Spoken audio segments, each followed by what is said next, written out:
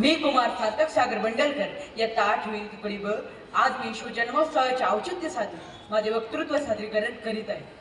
आस्ते कदम, आस्ते कदम, आस्ते कदम. महाराज गणपती, गजाश्वपती, भूपती, प्रजापती, सुवर्णरत्न श्रीपती, अष्टवदान जागृत, अष्टप्रधान वैष्णित, न्यायालंकार मंडित, शस्त्रास्त्र शास्त्र पारंगत, राजनीती धुरंधर, प्रौढ प्रताप पुरंदर, क्षत्रिय कुलावतंस, सिंहासनाधीश्वर, महाराजाधिराज राजे शिवछत्रपती महाराजांचा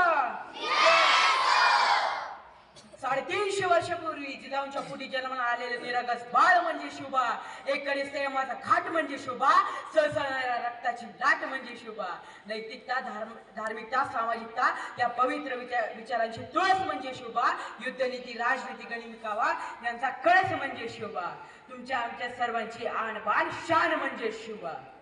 संत ज्ञानेश्वरांनी संस्कृतच्या पोलादितीत अडकून पडलेल्या भगवद्गीतेवर सुमधुर व सुलभ असे भाष्य करून भारतीय तत्वज्ञानाचा मौलिक खजिना सर्व वर्गाच्या लोकांसाठी खुला केला. यावर अनेक कर्मठ लोकांनी टीका केल्या, पण त्यावरही संत ज्ञानेश्वरांनी आत्मविश्वासाने उत्तर दिले. माझ्या मराठ्याचे बोल कौतुके, अमृतासही परी पायजा झिंके, ऐसे रसिके अक्षरे मेवे. जन्मावरून कोणताही माणूस उच्च अथवा नीच असं ठरत नाही, तर तो फक्त शुद्ध आचरण व उत्कट भक्ती यांनाच महत्व देतो. चंद्रभागेच्या तीरी विठ्ठल रुपयाच्या नामाने संत तल्लीन होतात. आपल्या महाराष्ट्रात अनेक संत होऊन गेले, त्यांनी या समाजाला कर्मकांडाच्या जंजाळातून मुक्त केले.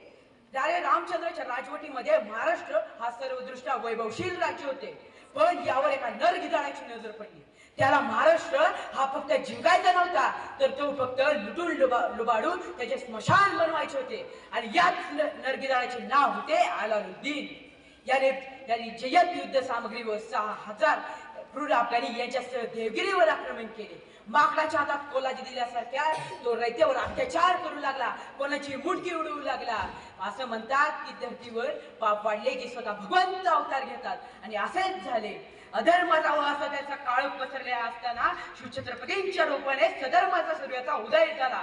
पूर्ण बाळ मुलूक शिवछत्रपतींच्या पाठीशी उभे करणारे व आम्हीच आमच्या मुलकाचे धनी आहोत अशी गर्जना करून हिंदवी स्वराज्यासाठी आपले सर्वस्व अर्पण करणारे वीर बाजी पासलकर यांनी स्वराज्य स्थापनेसाठी आपले पहिले बलिदान दिले.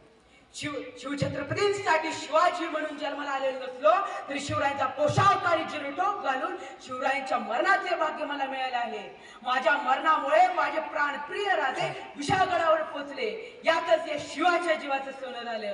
असे म्हणून शेवटी मरताना देखील